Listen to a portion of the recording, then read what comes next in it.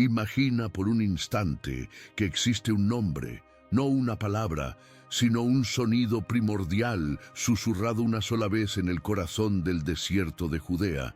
Una vibración tan pura y potente que tiene el poder de desmantelar la realidad que nos han impuesto, de hacer temblar los cimientos mismos de la creación material. Piensa en una frecuencia que, al ser entonada, rasga el velo que separa lo visible de lo invisible, revelando el verdadero tejido del universo. Durante 2 milenios, una institución poderosa ha luchado con todas sus fuerzas para que olvides quién pronunció ese nombre y sobre todo para que olvides el poder que yace latente en ese sonido. Pero hoy, hermano buscador, hermana buscadora de la verdad, vamos a recordar juntos, porque la mujer a la que el mundo entero conoce como María, la discípula amada, la primera testigo, en realidad no se llamaba María. Este no es un simple dato histórico, una de tantas curiosidades religiosas perdidas en el polvo de los siglos. Es el epicentro de un secreto guardado bajo 7 llaves. Una verdad prohibida que, de ser conocida, cambiaría para siempre tu percepción de la fe, del poder y de tu propia divinidad. La historia que te han contado es una versión editada, una narrativa cuidadosamente construida para guiarte por un camino seguro y controlado. Pero más allá de los muros de esa narrativa, en los textos que fueron declarados heréticos y condenados al fuego, se encuentra un retrato completamente diferente de esta mujer. No la pecadora arrepentida, sino la iniciada suprema. No la seguidora devota, sino la portadora de la revelación más profunda del Maestro. Lo que la Iglesia ocultó no fue solo a una mujer, sino la llave misma de la liberación espiritual. ¿Alguna vez has sentido un vacío en las explicaciones que te han dado? Una sensación persistente de que las piezas del rompecabezas no encajan del todo. Quizás has mirado al cielo nocturno y has sentido una nostalgia por un hogar que no recuerdas, o has leído las Escrituras y has percibido un mensaje oculto entre las líneas, un susurro que el dogma no puede acallar. Esa inquietud, esa sed de una verdad más profunda, no es una casualidad. Es el eco de tu propia alma reconociendo que te han contado una historia incompleta. Es la llamada de la Magdalena interior, la sabiduría que reside en ti, instándote a mirar más allá del velo. Este viaje que comenzamos hoy es una respuesta a esa llamada. No buscamos destruir la fe, sino enriquecerla, liberarla de las cadenas del miedo y devolverle su poder original. La narrativa oficial, pulida y santificada en concilios como el de Nicea, nos entregó una figura conveniente, una mujer rota, salvada por la misericordia divina, cuya única función era demostrar el poder redentor del Mesías. Pero, ¿por qué la figura más cercana a Jesús en los momentos más cruciales de su ministerio, la primera en verle resucitado, fue sistemáticamente silenciada y reducida a este papel? La respuesta es tan simple como aterradora. Porque ella sabía algo que los fundadores de la nueva religión no podían permitir que el mundo supiera. Ella no solo había recibido una enseñanza, ella se había convertido en la enseñanza, y su verdadero nombre era la clave de ese conocimiento transformador, un misterio que amenazaba con derrumbar desde sus cimientos el edificio de poder que se estaba construyendo. Este secreto es mucho más que una conspiración terrenal. Es el reflejo de un conflicto cósmico. La frecuencia que ella entonó no solo desafiaba a los sacerdotes y apóstoles celosos de su poder, sino que hacía temblar a los arcontes, esas entidades que los antiguos gnósticos describían como los guardianes de esta prisión material, los arquitectos de la ilusión que nos mantiene atrapados en un ciclo de ignorancia y sufrimiento. Su nombre era una declaración de soberanía espiritual, una prueba de que un ser humano podía trascender las leyes de la Matrix y reconectar directamente con la fuente divina. Pero esto es solo el primer velo que rasgamos juntos. Lo que descubrirás en los próximos minutos cambiará aún más tu visión, pues el misterio de su identidad es solo el comienzo de la revelación. Este viaje no es para los que se conforman con respuestas fáciles, ni para los que temen cuestionar lo establecido. Es para los valientes, para los que sienten en su corazón que han nacido para algo más que simplemente creer lo que se les dice. Si sientes que esta búsqueda te pertenece, que tu alma reconoce el eco de esta verdad perdida, te invito a unirte a nuestra comunidad de exploradores espirituales. Este no es solo un canal, es un punto de encuentro para aquellos que buscan recordar. Suscríbete ahora y acompáñame en este camino hacia lo prohibido, porque la verdad nos ha estado esperando durante demasiado tiempo y juntos vamos a traerla de nuevo a la luz. Para desenterrar el origen de este misterio, debes viajar conmigo en el tiempo. Cierra los ojos y siente la arena caliente de Judea bajo tus pies. Hace 2000 años, el aire no solo transporta el olor a especias y a tierra seca, sino también una vibración palpable de cambio, de fervor espiritual. Roma impone su ley con puño de hierro, pero en las sinagogas, en las plazas y en los caminos polvorientos se susurran profecías de un libertador, de un Mesías que restaurará el reino de la luz. Es un mundo al borde de un despertar o de un cataclismo. En este escenario de esperanza y opresión camina un rabino de Galilea, un hombre cuyas palabras no son sino semillas de una realidad completamente nueva. Y a su lado, más cerca que nadie, camina una mujer. La historia que te han contado, la versión oficial pulida y aprobada en los grandes concilios eclesiásticos, le da un nombre y un pasado convenientes: María de Magdala, la pecadora redimida. Te han dicho que de ella fueron expulsados 7 demonios, como se menciona de pasada en el Evangelio de Lucas, capítulo 8, versículo 2. Una pincelada oscura diseñada para presentarla como una vasija rota que solo la misericordia del Maestro pudo reparar.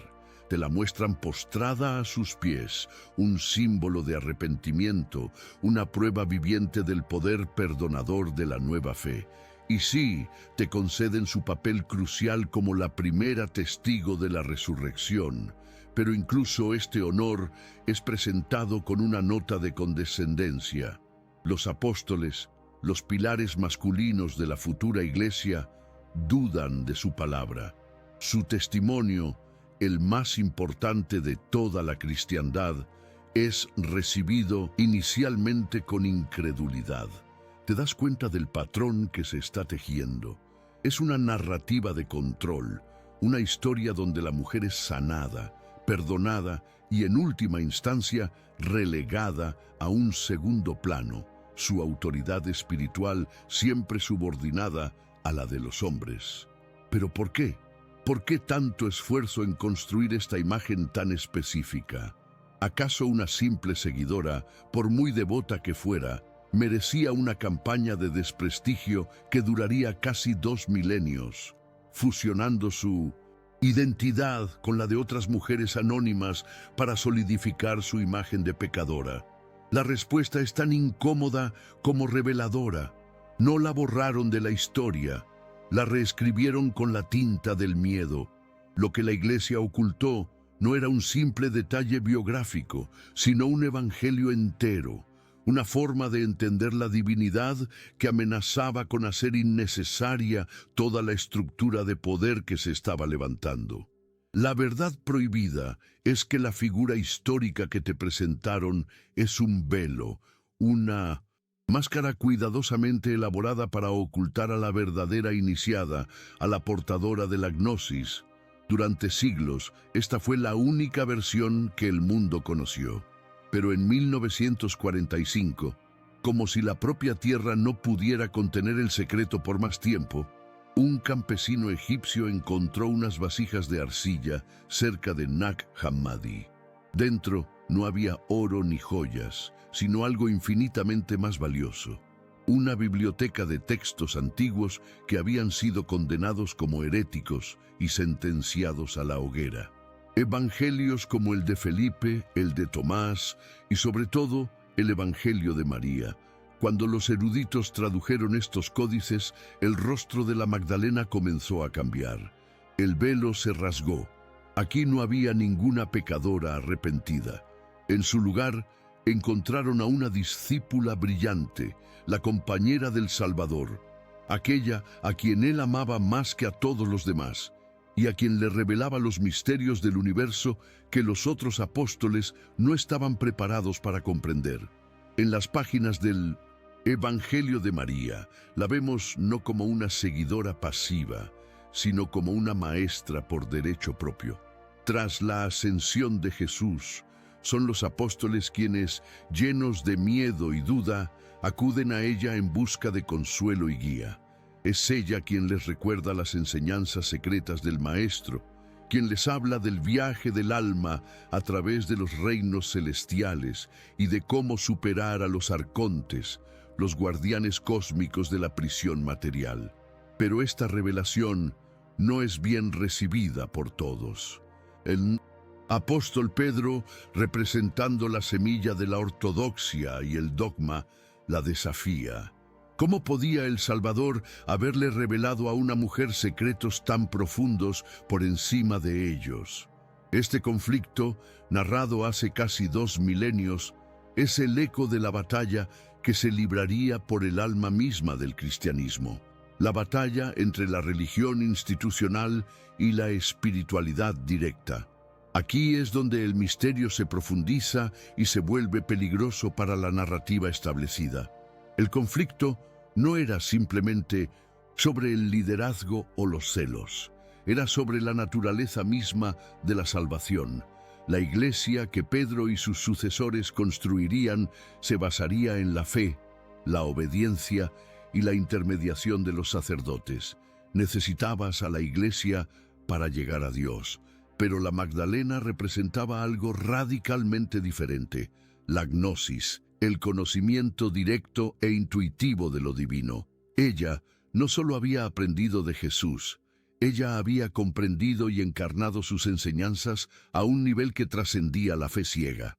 Ella era la prueba viviente de que cada ser humano podía alcanzar esa conexión directa, sin necesidad de dogmas ni de estructuras de poder. ¿Comprendes ahora la magnitud de lo que estaba en juego? Si la enseñanza de la Magdalena se hubiera extendido, no habría papas, ni obispos, ni concilios. No habría una jerarquía que te dijera en qué creer. Solo habría individuos despertando a su propia divinidad interior, siguiendo el mapa que el Maestro había entregado a su discípula más avanzada. Por eso, tuvieron que silenciarla. Por eso tuvieron que transformar a la Torre de la Sabiduría en una prostituta arrepentida. Tenían que destruir el modelo para que nadie más intentara seguirlo. Este es el corazón de uno de los secretos mejor guardados de la historia, una de las más trascendentales curiosidades religiosas que jamás te contarán en un sermón dominical. Pero incluso esta revelación, la de su verdadero estatus como apóstol de los apóstoles, es solo la antesala del misterio real. Es la primera capa de la cebolla que estamos pelando juntos, porque lo que la hacía tan poderosa, lo que la convertía en una amenaza no solo para los hombres de la iglesia naciente, sino para las fuerzas cósmicas que gobiernan esta realidad, no era solo lo que sabía, era lo que podía hacer. Era el poder contenido en su verdadero nombre, ese sonido primordial que le fue confiado en el silencio del desierto. Y esta no es la parte más oculta de la verdad. Lo más perturbador todavía está por delante. Lo que descubrirás a continuación no solo cambiará tu visión sobre ella, sino sobre la naturaleza misma del poder espiritual. Para que una mentira perdure milenios, no basta con repetirla. debe estar anclada en una verdad a medias, un fragmento de la realidad tan distorsionado que se vuelve irreconocible. La construcción de la figura de María Magdalena como la pecadora arrepentida no fue un simple error de traducción ni una confusión piadosa.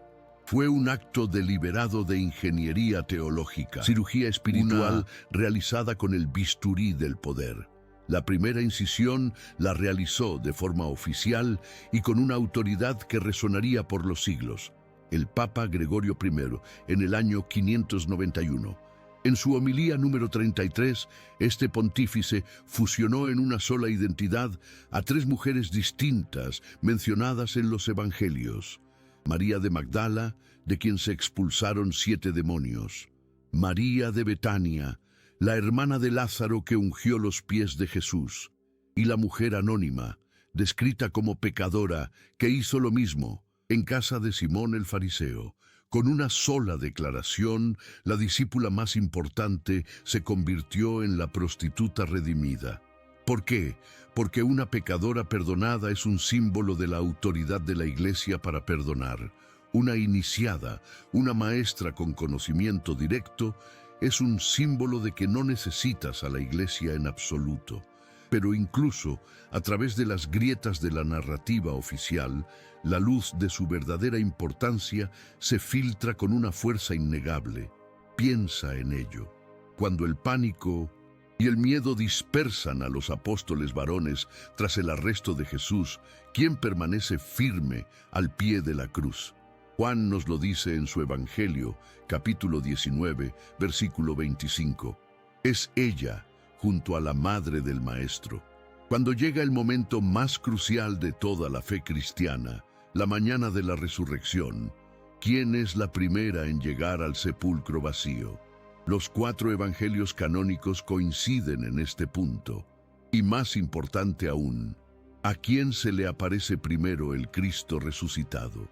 De nuevo, Evangelio de Juan, en el capítulo 20, es explícito. No se le aparece a Pedro, el supuesto pilar de la Iglesia.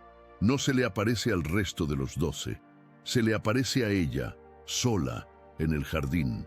Le encomienda la misión más sagrada: ser la apóstol de los apóstoles, la que anuncie la noticia que cambiaría el mundo. ¿Por qué otorgar semejante honor, semejante primicia a una simple seguidora con un pasado oscuro? La lógica se desmorona a menos que aceptes la verdad prohibida. Ella no era una más, era principal. Y si los textos canónicos nos dejan estas migas de pan, los textos prohibidos nos ofrecen el banquete completo. En el Evangelio de Felipe, descubierto en Nag Hammadi, la relación entre Jesús y Magdalena se describe con una intimidad que escandalizó a los otros discípulos. Se nos dice que el Salvador la amaba más que a todos los demás y que solía besarla a menudo en la boca.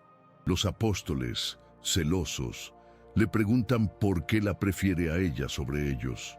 Este beso no debe entenderse con la lente moderna del romance carnal, sino con la de la tradición mistérica. El beso en la boca era el símbolo de la transmisión del aliento divino, de la gnosis, del conocimiento secreto que no puede ser expresado con palabras. Jesús no le estaba dando afecto, le estaba transmitiendo su sabiduría más profunda, alma con alma, aliento con aliento. Era la transferencia del linaje espiritual, y los otros, anclados en lo literal, no podían comprenderlo. El Evangelio de María, quizás el texto más revelador de todos, nos muestra una escena aún más impactante. Tras la ascensión de Jesús, los apóstoles están desolados y temerosos. No saben qué hacer ni qué decir. Es ella, la Magdalena, quien se levanta para consolarlos, para recordarles la presencia interior del Maestro. Y entonces, a petición de Pedro, comienza a compartir las enseñanzas secretas que Jesús le había revelado en privado, visiones sobre el ascenso del alma a través de las esferas celestiales. Pero Pedro, encarnando la semilla de la futura ortodoxia patriarcal, la interrumpe con ira y desdén. ¿Acaso el Salvador habló en secreto con una mujer por encima de ellos? Este pasaje no es un simple relato de celos. Es la dramatización del cisma fundamental que daría forma a los próximos 2 milenios. La batalla entre la religión del dogma, representada por Pedro, y la espiritualidad de la experiencia directa encarnada por María. Lo que la Iglesia ocultó fue su propio origen fracturado, incluso su nombre, la etiqueta que le impusieron. Es una prueba oculta a plena vista.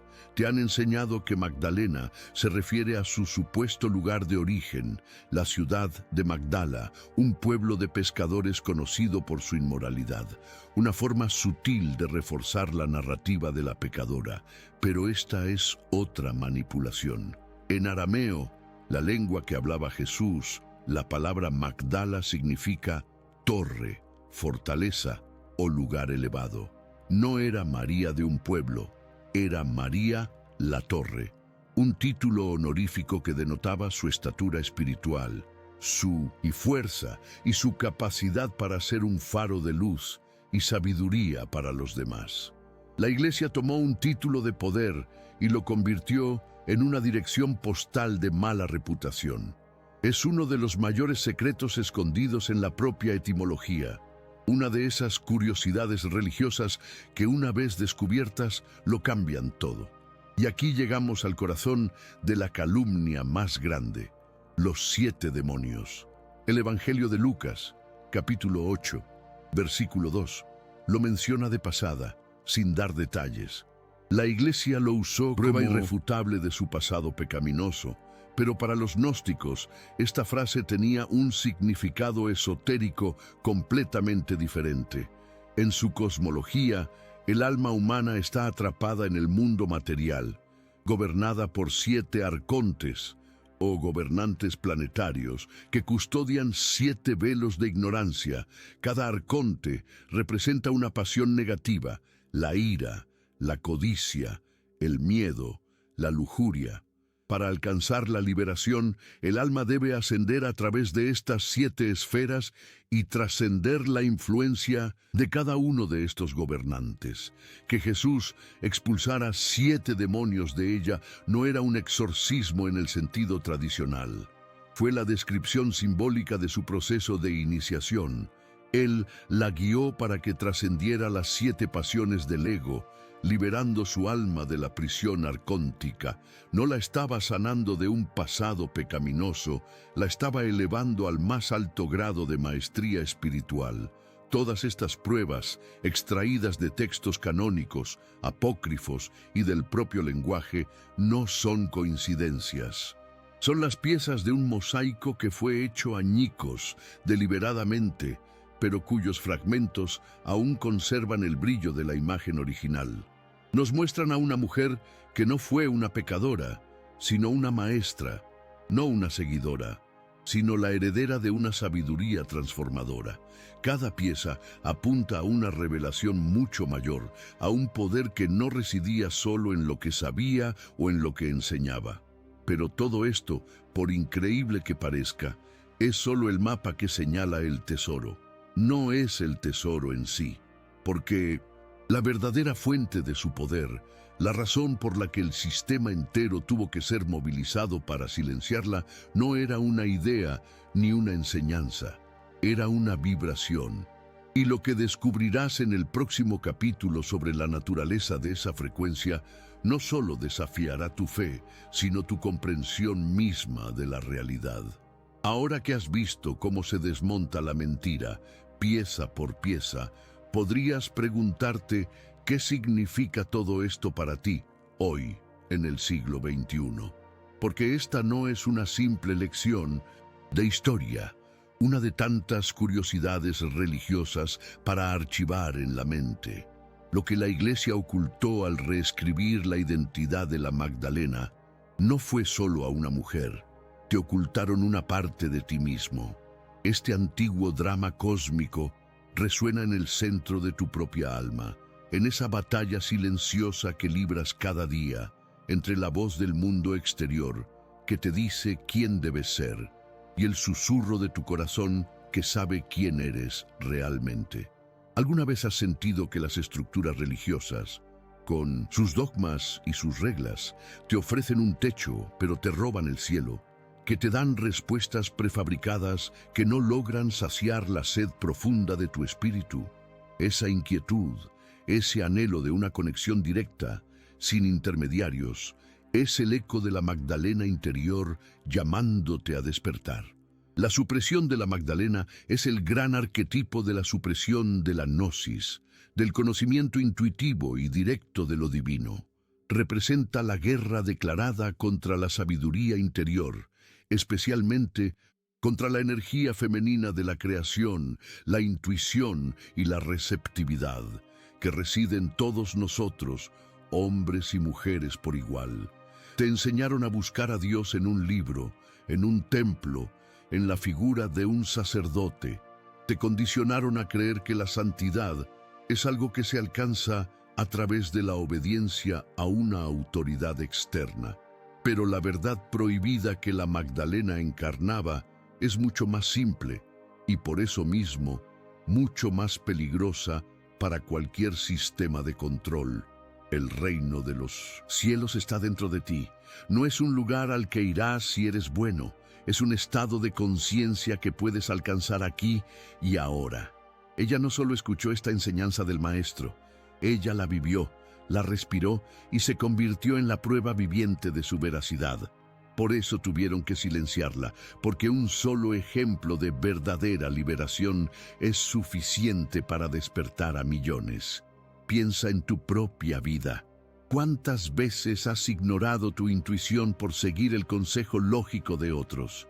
¿Cuántas veces has sentido una verdad profunda en tu interior, pero la has callado por miedo a ser juzgado, a ser considerado un hereje en tu propio círculo social o familiar?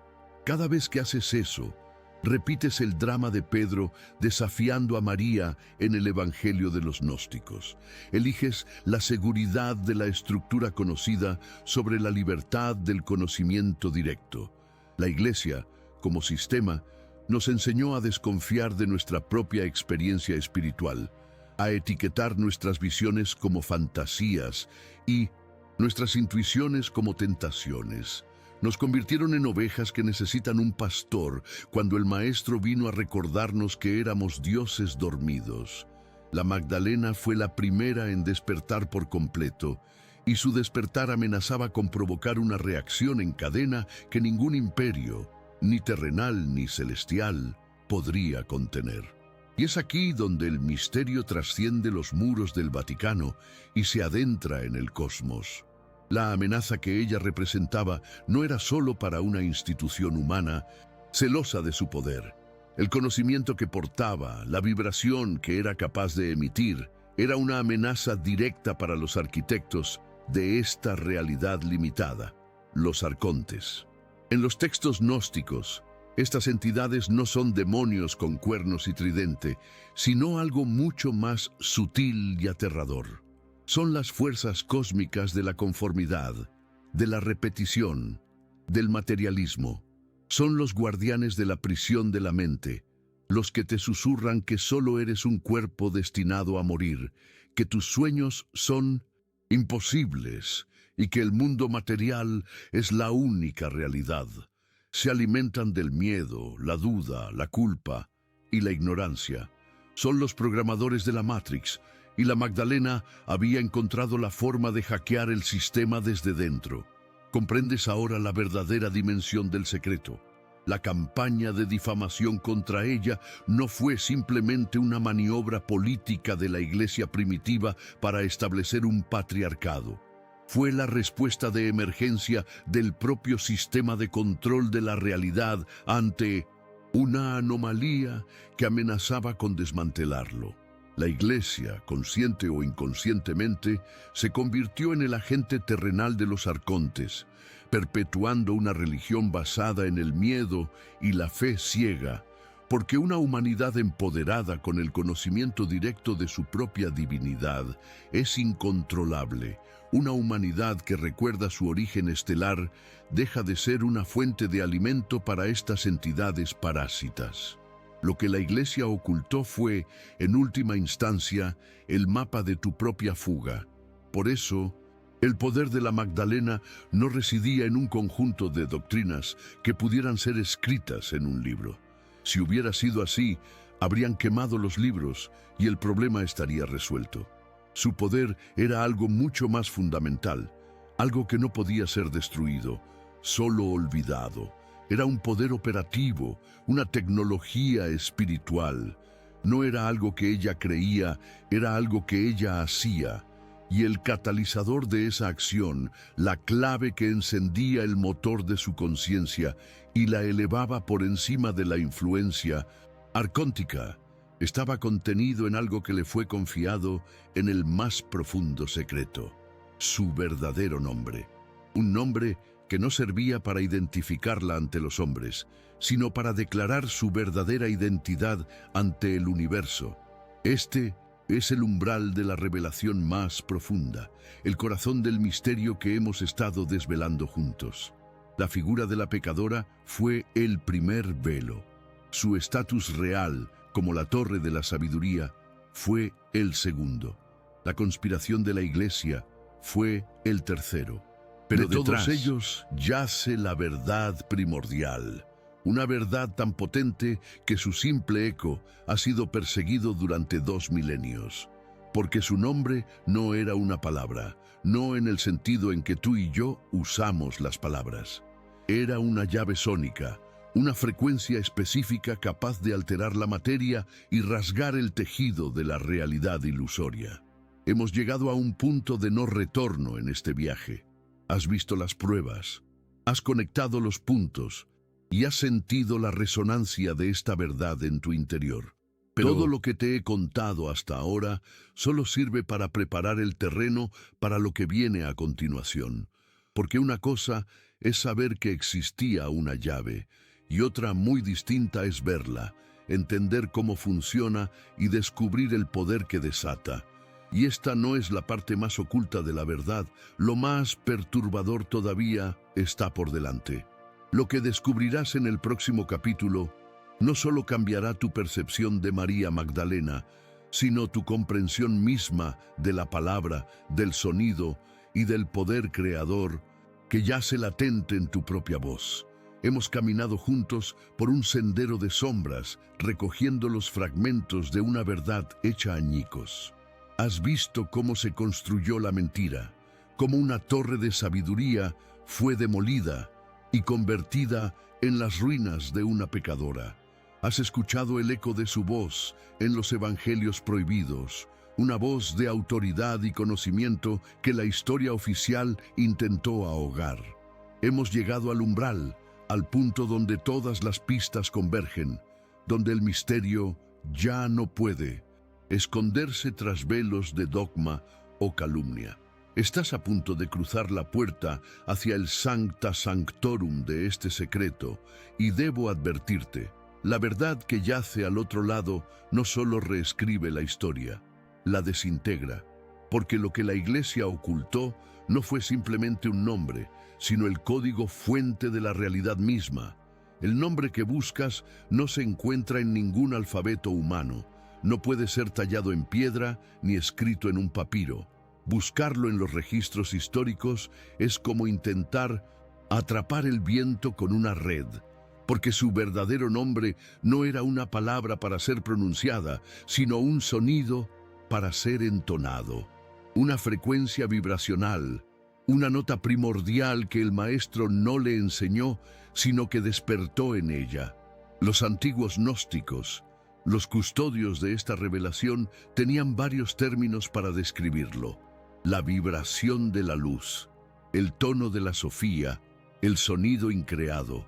Al entonarlo, ella no se identificaba a sí misma ante el mundo, sino que declaraba su verdadera identidad ante el cosmos. Era una afirmación de unidad con la fuente, un acto que realineaba cada átomo de su ser con el tejido divino del universo, rasgando instantáneamente el velo de la ilusión material. Imagina por un instante que la realidad que percibes, el mundo material con sus leyes de física y su aparente solidez, es en realidad una sinfonía una composición musical con una frecuencia dominante, una vibración base que mantiene todo en su lugar. Los arcontes, los arquitectos de esta prisión, son los maestros de esa sinfonía de la limitación. Su música es la del miedo, la separación, la duda y la mortalidad. Es una frecuencia baja y densa que te mantiene anclado al plano material, convencido de que eres solo un cuerpo, una identidad pasajera. El sonido que la Magdalena entonó era la octava superior de esa misma sinfonía. Era la nota pura y cristalina de la verdad, una frecuencia tan armónica y potente que al ser introducida en la composición arcóntica generaba una disonancia insoportable para los guardianes de la ilusión. No era un ataque, era una revelación. Era la verdad resonando en un mundo de mentiras. Por eso temblaron. En ese instante, su poder quedó expuesto como lo que realmente es, una farsa. Su autoridad se basa por completo en tu creencia de que estás separado de Dios, de que eres una criatura impotente y pecadora. Pero cuando un ser humano, nacido en la carne, dentro de su propia prisión, fue capaz de entonar el sonido de la fuente, demostró que la separación era una mentira. La celda nunca estuvo cerrada con llave. El carcelero no tenía poder real.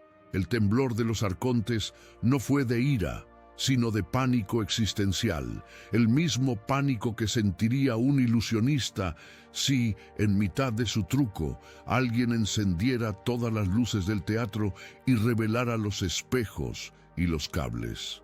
La Magdalena, con una sola vibración, encendió la luz.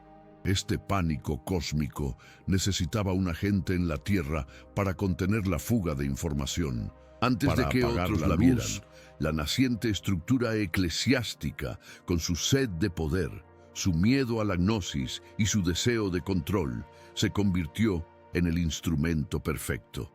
Consciente o inconscientemente, los padres de la Iglesia actuaron como los operarios terrenales de los arcontes.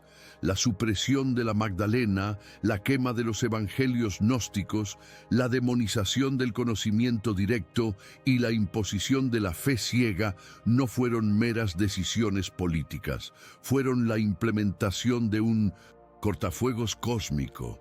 Lo que la Iglesia ocultó entonces no fue solo a una mujer o una enseñanza. Ocultó la prueba de que el sistema de control podía ser derrotado desde dentro. Se convirtieron en los guardianes de la prisión a nivel humano. Pero, ¿cómo alcanzó ella este poder? No fue un regalo místico caído del cielo. Fue el resultado de la iniciación más elevada. En los círculos esotéricos se susurra que Jesús la guió a través de procesos que hoy apenas podemos imaginar. Técnicas de purificación del cuerpo y la mente extraídas de las escuelas de misterios de Egipto y más allá. Le enseñó a afinar su propio ser como un instrumento perfecto, para que pudiera soportar y emitir esa frecuencia divina sin ser consumida por ella. Los 7 demonios que le fueron expulsados no eran entidades, sino los 7 bloqueos en sus centros energéticos, las 7 notas discordantes de su propio ego que debían ser silenciadas para que la sinfonía del alma pudiera sonar con claridad. Jesús no le dio la llave, le enseñó a convertirse en la llave, y este secreto, el más profundo y transformador de todos, no murió con ella.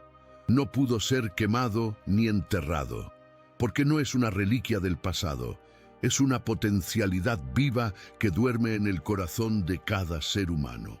La frecuencia que ella entonó es la música de tu propia divinidad, el sonido de tu verdadero yo esperando ser recordado y liberado. La historia de la Magdalena no es la historia de una mujer de hace 2000 años, es el mapa de tu propio despertar. Es la promesa de que tú también puedes afinar tu ser, silenciar el ruido del ego y recordar la canción de tu alma. Hemos llegado al punto de inflexión. Ahora conoces la naturaleza del secreto. Sabes que no era una palabra, sino un poder, una frecuencia capaz de desmantelar la realidad impuesta. Pero pronunciar el nombre, entonar la vibración, era solo el primer paso. Era la llave que abría la puerta. La pregunta que debes hacerte ahora es, ¿qué había al otro lado de esa puerta? ¿Cuál era el propósito de este poder? Porque Jesús no le entregó el poder para destruir el universo, sino para crear uno nuevo. Y lo que ella aprendió a hacer después de dominar esa frecuencia, la verdadera aplicación de esta tecnología espiritual, es la parte del secreto tan peligrosa que la propia historia tuvo que ser incendiada para ocultarla. Y es allí, en ese territorio prohibido, a donde nos dirigimos ahora. Ahora lo entiendes. El viaje a través de los desiertos del tiempo y los pasillos prohibidos del dogma nos ha traído hasta aquí, al epicentro de la revelación. Ya no ves a una mujer llamada María, sino a la torre de la sabiduría. Ya no ves a una pecadora arrepentida, sino a la iniciada suprema que dominó la ciencia del alma. La mentira que te contaron no fue un simple error histórico. Fue el acto fundacional de una prisión espiritual. La Iglesia, al sepultar su identidad bajo 2 milenios de calumnias, no solo ocultó a una mujer, te ocultó el mapa de tu propia divinidad. Se convirtieron, a sabiendas o no, en los carceleros terrenales al servicio de los arcontes, perpetuando una narrativa de miedo y dependencia para que jamás descubrieras el poder que yace latente en tu interior. El temblor de los arcontes no fue causado por un nombre, sino por una posibilidad, la posibilidad de que un ser humano recordara su verdadera naturaleza y con ello desmantelara toda la estructura de la ilusión. Ella fue la primera en hacerlo, la prueba viviente de que la fuga era posible.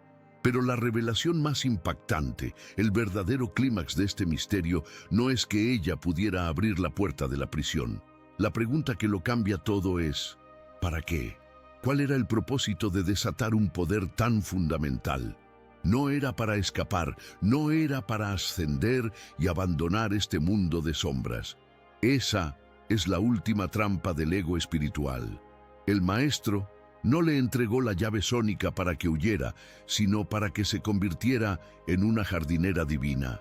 Al entonar la frecuencia de la fuente, ella no solo rasgaba el velo de la ilusión arcóntica, aprendía a tejer un nuevo velo, una nueva realidad basada en la coherencia del amor y la verdad.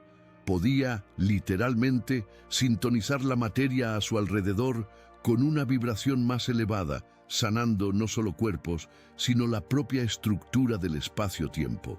El poder de la Magdalena no era un arma de destrucción contra la Matrix, sino una herramienta de creación para sembrar el Edén en medio del desierto. Por eso era tan peligrosa. No amenazaba con destruir el mundo, amenazaba con transformarlo en un cielo, haciendo obsoleta toda la economía del sufrimiento de la que se alimentan los guardianes de la oscuridad. Y aquí, en este punto exacto, la historia de hace 2000 años se convierte en tu historia, ahora mismo. La supresión de la Magdalena es la supresión de tu propio poder creador. Te han enseñado a rezar, a pedir, a suplicar a una divinidad externa, manteniéndote en una posición de impotencia. Pero la verdad prohibida es que tú eres un fractal de esa divinidad, un instrumento diseñado para emitir una frecuencia única. Ese anhelo de algo más que sientes en el silencio de la noche, esa voz interior que te dice que eres más que este cuerpo y esta biografía, es el eco de tu Magdalena interior, la sabiduría que se niega a permanecer dormida. Despertarla no significa abandonar tu vida, sino infundirla con tu verdadera esencia. Significa dejar de vibrar en la frecuencia del miedo que te impone el mundo y empezar a entonar, con cada pensamiento, palabra y acción, la melodía de tu verdadero ser. Tú no estás aquí para escapar de la prisión, estás aquí para transformarla en un jardín con la música de tu alma.